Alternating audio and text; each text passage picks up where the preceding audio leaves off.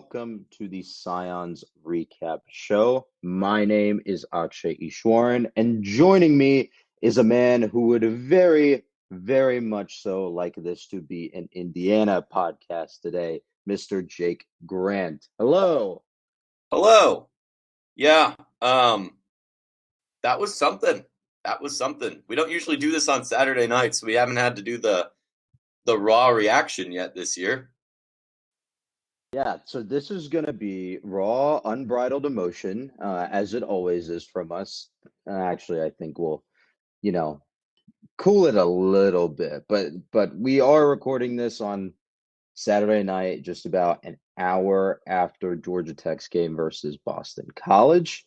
There's still quite a bit of football still on TV, so when you get this, you'll probably know more about the games that happened than we do currently. But scheduling is tough. If you want me to go full raw, unbridled emotion, I could probably fake some tears. I got an onion in the fridge.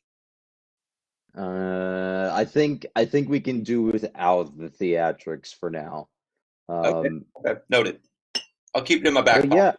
yeah, but yeah, like I said, we will talk about the recently concluded Boston College game.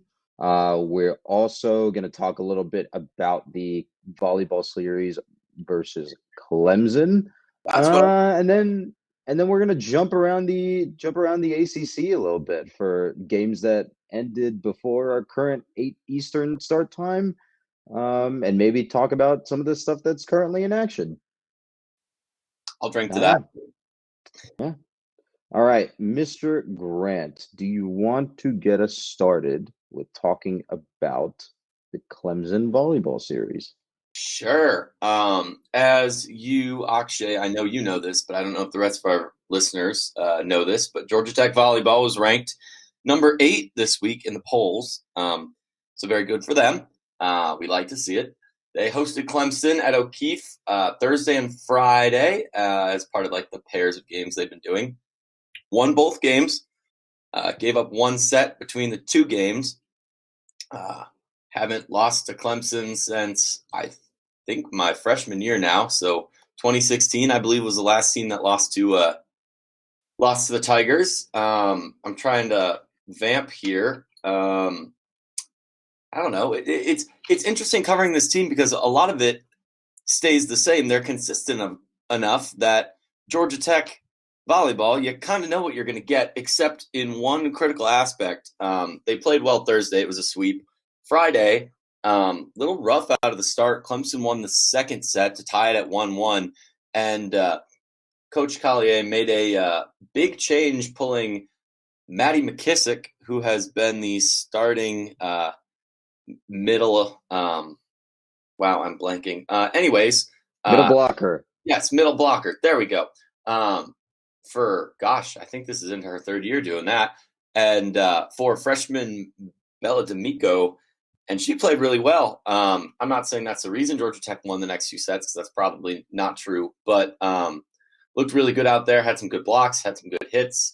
Some good sets, and that's kind of what we needed to, I guess, change things up. Not that Tech really got many different looks. Their offense is diverse enough that you can get somebody from the back row up the middle, from either the right or the left, basically at whim, no matter where they're at in the rotation. But Bella did a good job. Saw her calling a couple plays out there too. So definitely did what they needed to do. They sit atop the ACC. The worst they can do is finish tied for first in the conference. So I say we claim a conference championship, wash our hands of this, and wait for baseball season. I don't know. That sounds pretty good to me. I like the idea of another banner, Keith. I mean, I'm sad that they don't have an NIVC one up there yet, but I'm sure COVID kind of played a role in those plans. Yeah, I'm sure it'll be up there at some point or other, They're putting probably. all that work into the place too, so that'll probably yield some results at some point. Yeah. I mean, this is a bit of a tangent, but we did see that project creep up. I think it was like a year and a half ago at this point, talking about a renovation of O'Keefe. And I guess it is fully funded now I think it was the Zelnaks did fully fund it, Yep. but we haven't seen anything about what actually is happening. No renderings really, just the one like weird headline image that we saw Well, I when we don't know. originally saw it. I don't know where I got this vision in my head that they're gonna blow out the wall above the south end and put like boxes up there. I may be making that up. Also, with the weird cap the highway thing that they just came out with Oh a couple months yeah. ago, that apparently is going to put a road right through O'Keefe that Tech isn't not supporting, but is supporting. I don't want to put words in their mouth.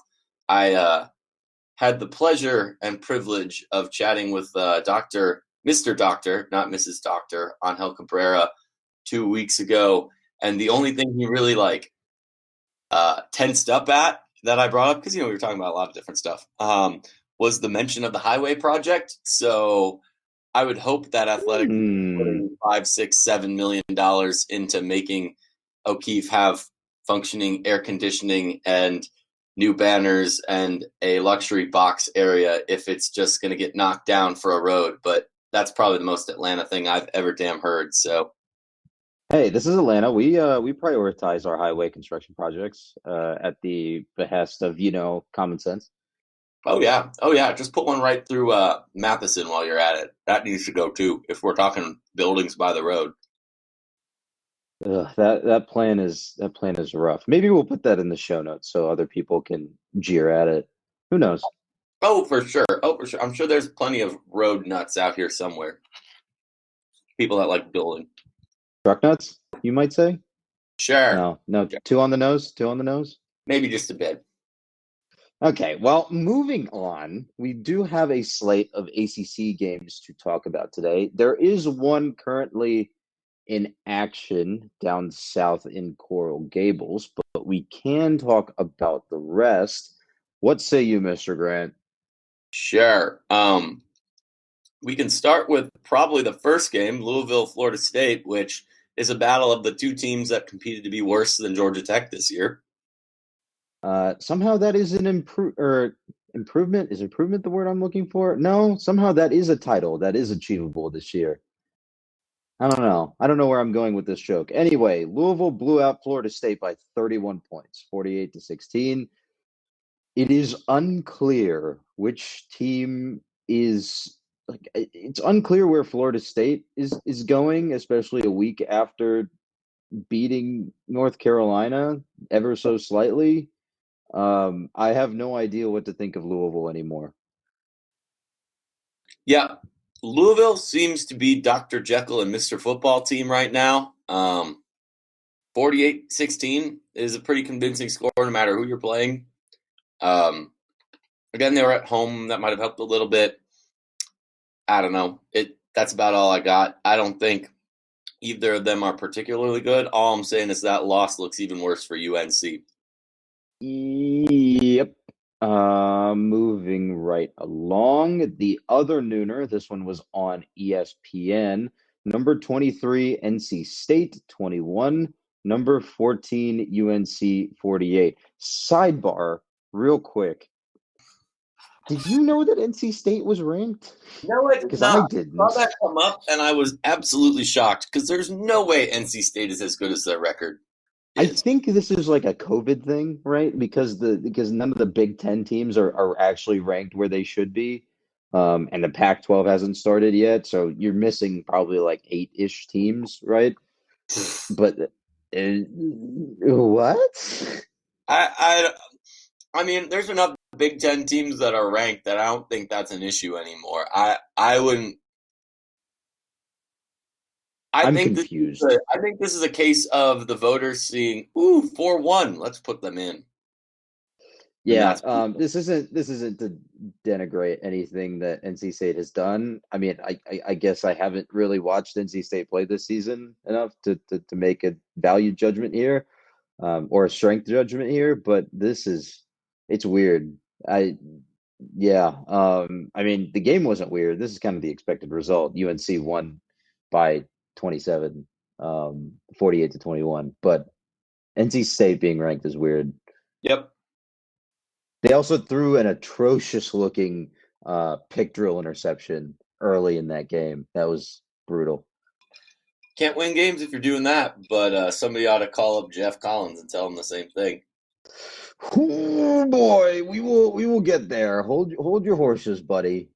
Before we get there, the final nooner. This one was on the ACC network. Syracuse 21, number one Clemson, and the my recurring nightmare 47. Hey, they were what we knew they were in the second half. Okay, not Danny Green. Who am I looking for? No, damn it. Who is this? Green. I'm not gonna remember who this coach is. Anyway, I know the reference you're making, and I feel bad that I can't remember. Dennis Green, Yeah, Arizona Cardinals. Dennis, there it is. I knew it was a Green. Yeah, Q scored 3 times as many points as Tech did on Clemson and allowed almost like 40% of what Tech did. There's not really much more to say about that. Yeah, let's not. Let's not. The 3:30, I believe this was on your local regional sports network that no one can get anymore because Sinclair has decided to not renew contracts with YouTube TV and Hulu. Number 19, Virginia Tech 16, Wake Forest 23. I feel like Wake Forest always has one of these rando games that everybody's like, nah, they're not going to win that one. Buried in the season, and this was that game. At least VT didn't lose to Old Dominion again. I mean, Wake Forest, vaunted, very successful Power 5 program. I mean, claw fence, baby. I'm not gonna argue against that. But this was a weird one, right? Because we didn't when we talked 2 weeks ago now, because we did take a week off last week. We were talking about how Virginia Tech had people out still, but Yep. I don't remember seeing holdouts for this game. This was a healthy Virginia Tech team. At full strength, they were somehow worse than they were at half strength. Go figure. That's weird. It is. It is weird. All right, another game of note in the 3:30 slot, but that looks to have been slightly delayed, probably due to weather. Number 3, Notre Dame absolutely boat races Pittsburgh 45-3. That's 341 game to you, Mr. Ishwaran. How dare you? What did I say? I thought I said it was slightly delayed. You did, but get it right. 11 minutes. ESPN got it right. We can get it right. No, we can't. We don't get paid for this. Yeah, we do because we love it. Definitely. Uh-huh. We get paid in exposure. Yeah, we get paid in fun and friendship. That is a raw deal from where I'm sitting right now. Nah, we I'm paid really not making money on that one. for a while, but yeah. Pittsburgh also didn't have fun in this one, seemingly. Notre Dame looks like the number 3 team in the country. yeah. I For all the vaunted Pitt super weapon is gonna fire kind of thing, I don't think you can call it before it happens. Otherwise, it doesn't happen. They get scared. Yeah, also Pitt did not have Kenny Pickett in this one. While Notre Dame did have Ian Book, who had a slow start but made some magic. So yeah, a lot of Notre Dame fans laughing about it and giving the sarcastic caps lowercase. You know what I'm talking about, font with the like Pitt super weapon thing. Pittsburgh looked completely outmatched in this football game. Yeah, and it's weird because we talk about Pitt having a good defense and not having an offense at all, and they had neither in this game. Yep. Yes. Yeah. Let's see. So the 8 p.m. game on the ACC network is UVA at number 11, Miami. That one is currently in progress as we record, so we will leave that result as a surprise or a research question to you, the reader, because podcasting is a visual medium. Yes. I was going to say, I'm going to go out on a limb and assume that you have not seen a single second of that game, and neither have I, so let's not BS our beloved audience. So, Nope, I have not. It's called podcast prep. We are professionals here. except we don't get paid. Just like the student athletes, we are professionals but do not get paid. Yeah, every 30 seconds we got a plug. No pay, just podcast. No pay, only exposure. Boom, the fun of it. Anyways, speaking of not the fun of it, let's talk about this afternoon, morning, the last couple hours that transpired in Chestnut Hill, Massachusetts. Tech fell 48-27 in a game that seemed farther apart than the final score makes it out to be. I felt that the most impactful moment of the game was the ultimate Irish peeler adverts. How about you? I was, before the joke, I just want to say, great call on saying it was closer than it was. If you had to say this game in one sentence, that would absolutely be how I would describe it. But I personally think Alien Shield was much more impactful for me than Mr. Fake Irish Accent Man. But that was okay. So we do have to talk about the ads here because ACC Network has some weird stuff. Also, Irish ads for teams that are like located in notably like high Irish ancestry areas or in this conference, like Notre Dame and Boston College, like from a certain sense, and this is a stretch. It is a smart marketing gimmick. okay. Hold on. How many Irish people do you legitimately know in South Bend, Indiana? I can say for a fact I know absolutely zero. Okay. How many Illini do you know from Champaign? One, I think. I interned with a guy.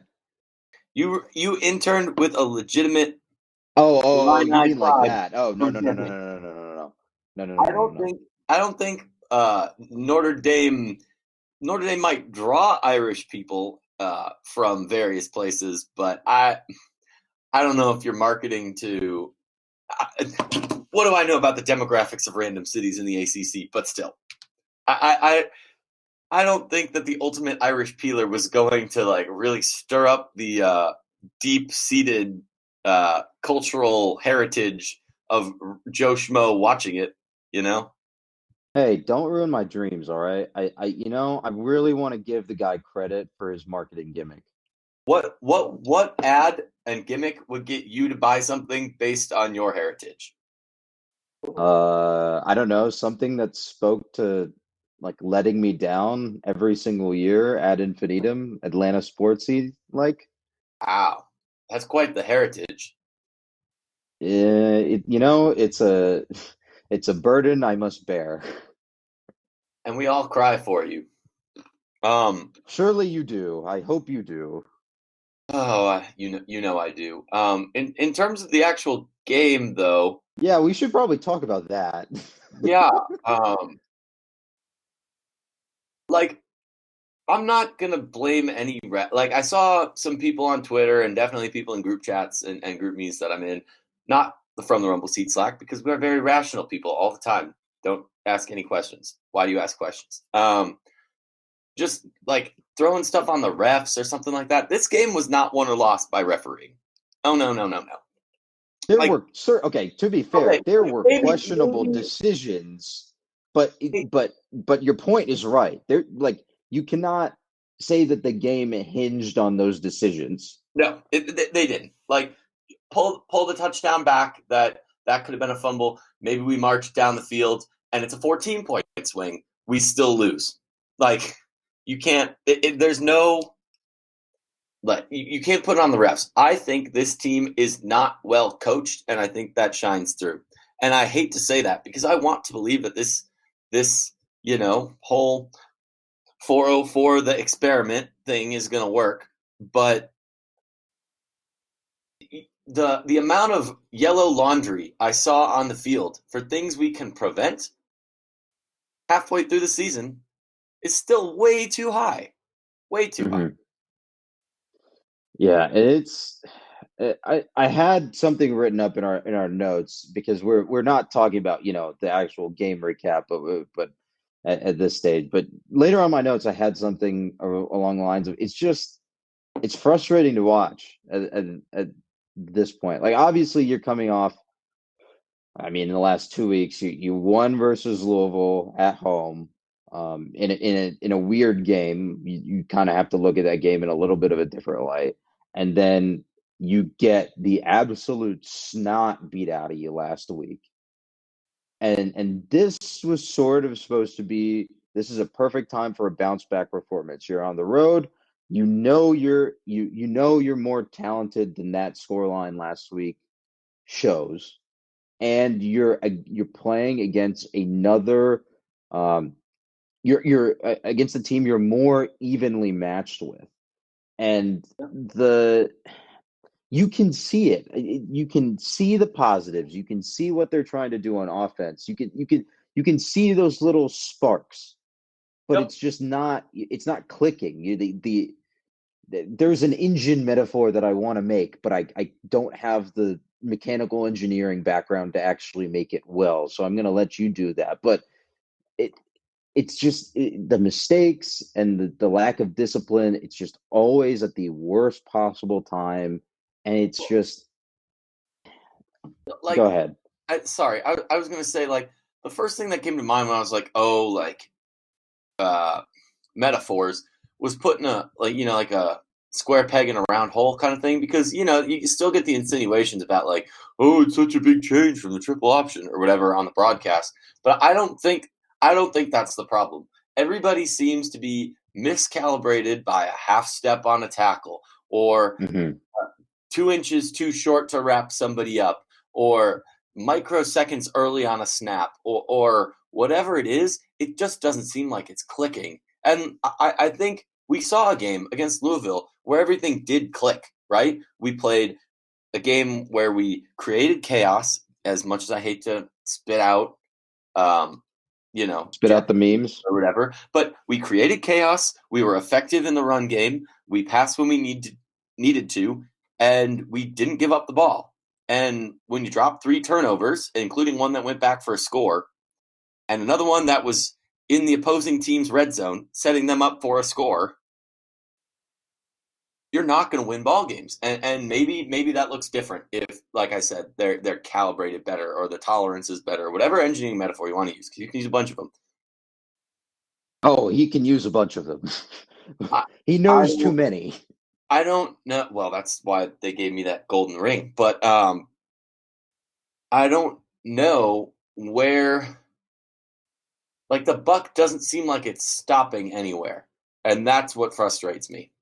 And I think on top of that, you can only say it's on me a bunch of times before it just starts ringing empty, right? And I think the Falcons saw that with Dan Quinn, and it happened. Like he said, we're pissed off so many times that it became a Twitter meme.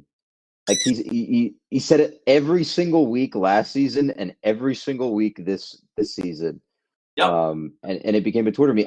I'm not saying that Collins needs to be treated the same way that Dan Quinn's time in Atlanta came to an abrupt end. I'm not saying that at all. Don't get me wrong. I think both of us where we're at right now is just extremely frustrated with execution. It's extremely frustrated with discipline, and a lot of these mistakes fall back on the coaching staff, and it's things that we we came into the season wanting to see progress, wanting to see improvement. Yeah. And in some cases, we've seen that. Jeff Sims has been a bit of a revelation, despite a pretty bad game today. He's been good, average to good most of the season. Jameer Gibbs has been great this season.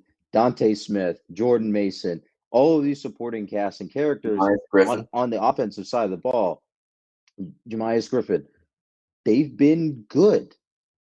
That's it's just been one of the things that I think we've touched on a couple of times, both in articles and in the writers' room, is when you hire a defensive coordinator that it turned head coach, you expect a better defense. You expect some improvement on the defensive side of the ball, especially offensive side. And we have not seen significant improvement so far. And that I think has been the most frustrating part. Yeah, and I want to put this out there before we continue and before we get into a deeper hole. It is not easy for us as a staff and as fans to say this, sure, and not something we want to be something to, have to talk like this. But even to allow myself this indulgence, I have friends on this team. I have friends on this staff. It's not easy to say, gosh, why aren't they better? I want to see them succeed. Like these aren't Mm-hmm. people that, this is probably a rabbit hole, but these aren't people that are just separated from us. They're people we know, they're people we respect, people we appreciate, and people we know are quality individuals who are good at their jobs. But it's not translating. Mm-hmm. And again, to clarify, if you are still unclear, not calling for anyone's head. We're not blaming any of the players. We're saying that a lot of the mistakes that we have seen from this Georgia Tech team so far have been mistakes that can be fixed with more effective coaching. Maybe that's the line that we should be using. Not better, but more effective. And Um, that's a ray of light too, isn't it? Like to be able to say that, hey, we know these are problems that they could maybe probably sometime fix, right? mhm. And we've seen them like clean it up at times. I mean, the Louisville game was clean. One of the things that we commented on after that game is that it was clean. Yep. And it's something that we emphasize. Louisville was -3 in the turnover margin that game, and it bit them in the butt. And then we come over to this game in Chestnut Hill. Tech is now -3 in turnover margin, and they give up almost 20, what was it, 21 points in the first quarter off of turnovers? Well, and what do you know? We lost by 3 scores. What do? We beat Louisville by 3 scores. Exactly. So it's my to put it very simply, like there are it's not that I'm not confident in the direction of the program. It's I want to see progress, more progress, and building on the progress that we've already made this season. And right now, I'm not seeing that. Yep. Yeah. And I will give Jeff this credit. I liked what he said after Louisville. We're handling the game better. We didn't handle it well for Florida State. That's an important admission. That meant a lot to hear from me, right? Like because I didn't think we handled it well. And then what did we do? We hung in with it against UCF, and then we got our butts kicked. But what did we do after Louisville? We got pounded, and then what did we do after Clemson? We kind of got pounded again. So like, at some point there has to be a an improvement in the things that we can't fix. Mhm. And if we want to look at things we can fix, we had a great run, right? We had good job establishing the ball. You put it in the show notes, 63% Hashtag success rate. establish it. Yeah, Gibbs is fantastic. Jeff Sims, when he makes the right read, sometimes he does like a freshman thing, very good on the ground. It's just again, and I guess this is the last time I should say this before maybe we move on to either talking about the game in a little bit more specifics or we sort of summarize it very briefly. But it's just you can see it, like you're saying, you can see it. You can see what they're trying to do, and the progress that you may be seeing is undone by simple mistakes. And again, it's incredibly hard to coach a football team. That's why neither of us do it. It's incredibly hard to play the sport. Neither of us have played it. So yeah, sure, we're talking out of our butts to a certain extent here about the difficulty, but about the difficulty of adjusting certain things. But it's it we want to see progress at the end of the day. Yeah. And we saw progress in week 1 versus Florida State. We saw some progress in week 2, honestly. We saw some Yeah. progress versus UCF before the fourth quarter. We saw it not so much in week 3 versus Cuse. I think that was Cuse. Yep. Um, and then we saw a lot of it versus Louisville. I think I'm missing one game in there, but we saw a lot of progress versus Louisville. You want to keep building on your successes and building a strong foundation, especially in what we're dubbing this year 1. We came into this thinking this was the year 1. This was not year 2 of Jeff Collins. This was year 1, just based on it, just based on the amount of effort that needed to be put in to really turn the Georgia Tech football program into a modern offense, modern looking Atlanta driven program. Yeah, Um, I don't care what your opinion is about Paul Johnson. I personally liked him, but it's going to take time to transition anything to anything. That's natural. and And and I think to a certain extent it is hard to admit that takes time. And I yeah, know I've struggled with that at times while watching this season too. Like I've had to sort of pull myself back and be like, "Hey, this is still going to take some time." But, and I think you were about to add a but at the end of that sentence too, so you can go first. well, I'm going to answer my butt with a bit of a soliloquy, and you're a little bit used to this, so bear with me. My first game as a freshman at Georgia Tech was 2016 Labor Day weekend when we played Boston College in Ireland, right? Womp womp. We all know the game. We flew over there, couldn't get the wreck on a plane over there, et cetera, et cetera. Butker drills a great field goal. Mills scores with less than a minute left in the game. Tech wins 17-14. Wind up going 3-0 to start the season against, I think, Mercer and Vanderbilt, and set up a 3-0 Tech versus 3-0 Clemson matchup. And this is before the dawn of Super Clemson, and probably This is the first year of Super Clemson.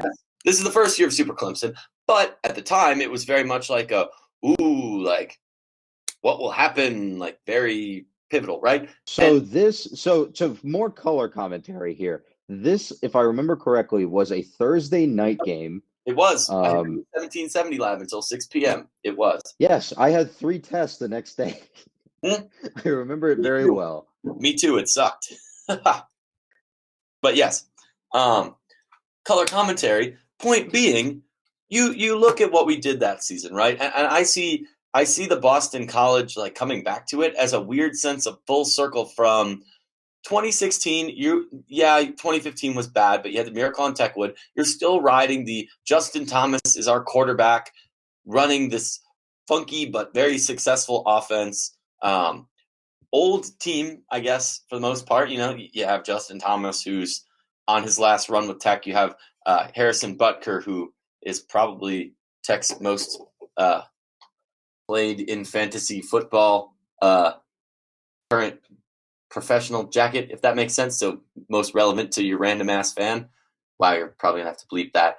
But you look at where we've gone from there to where we are now, and it's just a very sharp divide coming back to play Boston College again, right? You go from a ground pound game, Steve Adazio versus Paul Johnson, in a foreign country, to a not necessarily shootout, but offensive, defensive, special teams all around, very interesting struggle game in Boston in front of no fans with Jeff Collins and whoever the other guy, I forget his name is. Jeff Halfley. Yeah, that guy. Like it just shows how fast this sport changes, I think. Life comes at you fast, my dude. Ferris But Bueller tried to tell us. then again, it's been a full eligibility cycle since then. So what do I know? Yeah, and you're still at Tech. So what do you know? Nothing. Thank you for Don't worry, allowing. buddy. Graduation is only a few short months away. I cry. All Anyway, right. Just quickly summarizing the game because we've sort of complained for the last 20 to 30 minutes anyway. Like we said, Tech was -3 in turnover margin. Um, Tech should have kept running the ball probably. They had a 60% success rate on the ground. They established the run game, hashtag establish it. But at times I think they should have just kept at it instead of throwing the ball. Sims took a seat at the end of the third quarter. James Graham came in relief. Um, he was okay. He looked quite a bit the same as last year. Uh, some good throws here and there, but some of his option reads were a little dodgy. Defensively, like we've been saying, it was a bit of a what's the most polite way to put this, Mr. Grant? um, uh, interesting time. How's that? A little bit nicer than I would put it, but sure, we'll go with that. Tech's defense it's forced its first punt of the night with 2 minutes remaining in the third quarter. And notes they did not. I don't think they forced a turnover in the time before that, so not great. They allowed Boston College's season high in rushing yards at 264 yards. And notably, this is a BC team that was not good at running the ball coming into this game. I think they had 96 yards per game on average entering this afternoon. Special teams wise, uh, Presley Harvin III had a ton of 50-yard plus punts.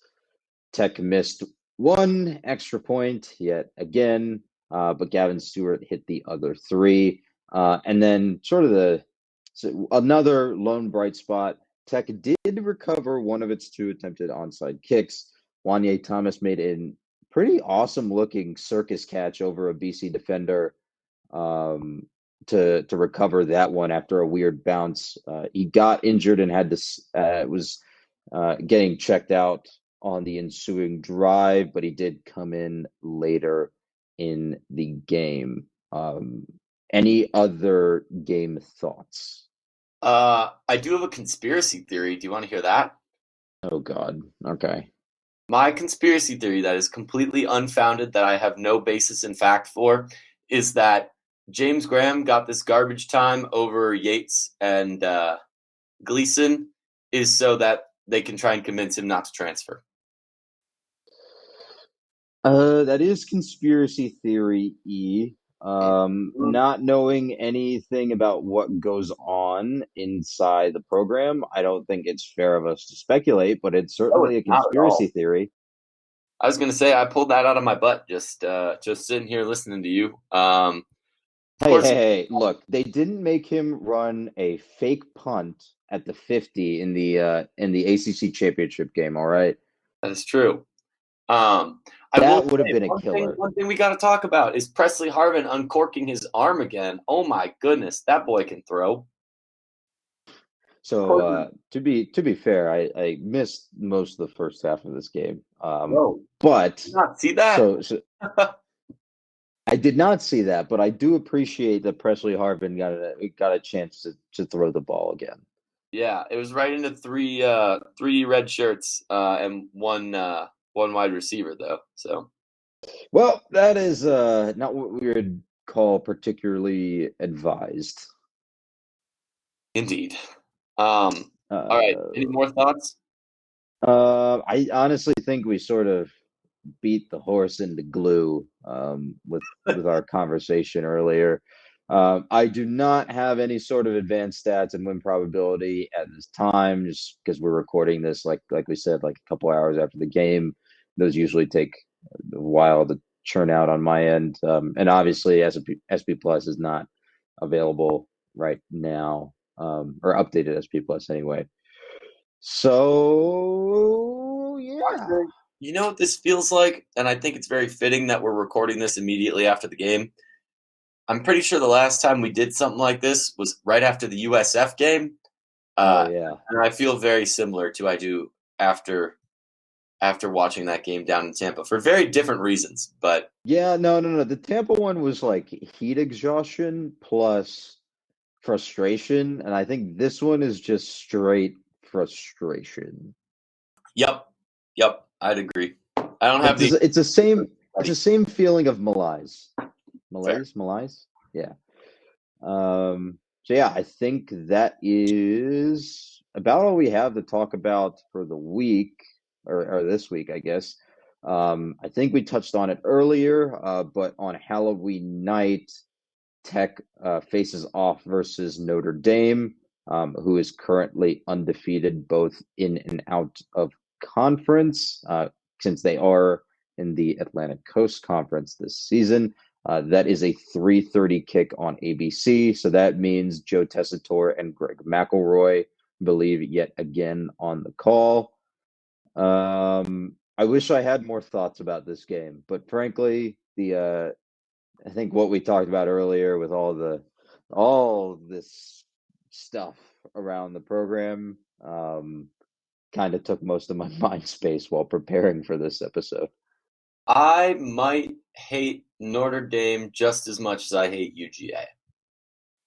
Okay, I can't say the same there. I do have a friend that graduated from there, and I think his sister also currently goes there. So, um, yeah, I can't go that far. Yeah, when you come from Chicago and your arch rival high school 3 blocks down the street is a private Catholic school, you meet a lot of people that go to Notre Dame. But yeah, no, it should be an interesting game. Hopefully, it goes better than our last home game against a top 5 team. Um, Hopefully. I think inherently Notre Dame is a more beatable team than Clemson, and here I go talking myself up into how this team can beat Okay, number. well, But hold on. Let's pump the brakes slightly. So I did run the win probability numbers on this right. I think it was during the midpoint of the week. Before the season, if you asked the model what the probability of Tech beating Clemson would be, it gave Tech a pretty generous 10%. To reinforce your point, I believe it gave us 20% for Notre Dame. Now, would I put money on that? No, not at all. I just, let's not be terrible. That's all I'm gonna ask for. yeah, again, it's not Clemson, but they're still good. They're number 3 for a reason. But you know, when this team cleans stuff up, they have a chance. I think. You're talking Hopefully, yourself into it. You're doing it. You're talking yourself into it. it's my eternal optimist. What is the point of going through the rest of the season and not thinking we at least have a chance in these games? Higher You know, draft picks, bro. ugh, Oh wait, I'm getting a message. That's not a thing in college. Oh crap. blind optimism, kid. Blind optimism. I'm an Atlanta sports fan. You can't do that to me. I grew up on the strong drug of wait till next year. Wait till next year. Wait till Ah, next. I see you're from Athens, Georgia. No. I'm from the north side of Chicago. Even better. Womp womp. Well, yeah, the TLDR in the Notre Dame game is, well, hope we're not terrible. That's kind of where I'm at now. Looking any sort of functional, especially when Notre Dame sort of starts out slow in the first quarter, as they've seemed to do in every single game so far. If you look functional in the first quarter and maybe the first half, I will chalk it up as a win. Yeah. We've seen Boston College run out of the gate. We've seen Louisville play a great first half. We've seen Clemson play a great first half. Even the Florida State game, they played much better than us in the first half, right? So, Second half team, baby. second half team, but I mean, if we can play in the first half, we'll have a shot in the second. Hopefully. All right. Do you want to do some picks? Sure. Let me pull up the old trusty spreadsheet. Let's see, what do we got? We did not do picks last week, but the week For obvious before, reasons. yes, the week before I won 5 and you won 3, which puts us at 22-15 on the season. And as a podcast total, we are batting 529. So, You know, on the money line, that might make you a little bit of money. yeah, honestly, yeah. I'll take it. All right, starting at noon on Halloween. This one's a spooky team color matchup here. Wake Forest at Syracuse on the ACC network. How can you not pick the Demon Deacons on Halloween? Easy. Give me Wake. Yeah, I'll take Wake. Cuse is I say this full well knowing that Cuse beat the brakes off of us to a certain extent, but yeah, give me Wake Forest. You ain't that good. All right. What do we got next? The nooner on ABC, Boston College visits Clemson, South Carolina. Ah, the orange and purple people. Yeah, I'm gonna take Clemson. Boston College ain't gonna win that game.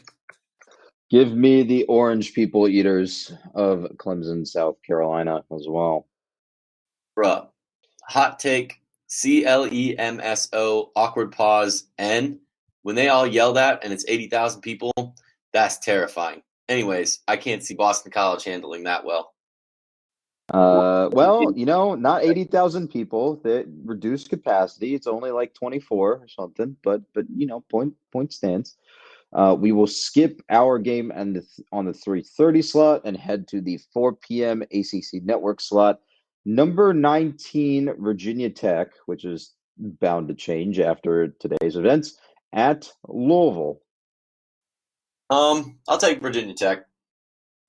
I will take Louisville Wow, because, you disagreeing. know, someone needs to be a contrarian, number one. And number two, I don't know what to think of Virginia Tech anymore. And I do think that Justin Fuente is going to get fired at the end of the season. I just have a hunch.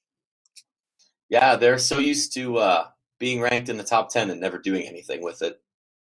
Hey, they got that trophy case to fill for a reason. Yeah, fair. Someday. All right, what's next? All right, the 7 p.m. I assume this is on your RSN, but ESPN says it's on ESPN3. UNC Charlotte at Duke. Um,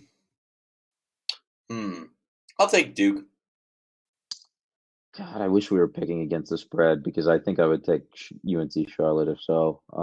But we are not. I will take Duke. Fair enough. Last one is I, the I, I will say, rivalry, before we right? move on, Okay, okay, great. I do want to say something. Charlotte is a good G5 program. Like I'm kind of impressed with what they're building there. Of course, I haven't looked at their schedule, so click in, wait for page to load. They are 2-2 in the CUSA, and their losses are to App State and FAU. Question. I'm fine with that. Why are they called the 49ers? They're in Charlotte, North Carolina. That's not anywhere close to I don't know. Mining? I don't know. I'm not If not anything, a super expert here. you'd think I would know that, but I don't know that, so go figure.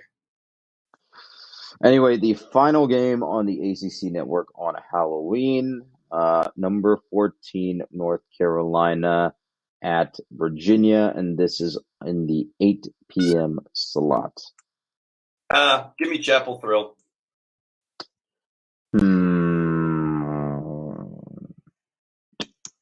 I don't know. Actually, no. I do know. Give me Mac Brown and the Fighting Mac Browns. All right, done. We're very agreeable this week, Akshay. Yeah, I don't know. Maybe I really just want a winning week for once. The Yeah, ACC is entirely a crapshoot. We're well aware of that. They built the whole dang plane out of the coastal this year. yeah. I mean, it seems like all of football is just a giant mess this year. But I'm Yeah, kind of here. they built the entire country out of the coastal.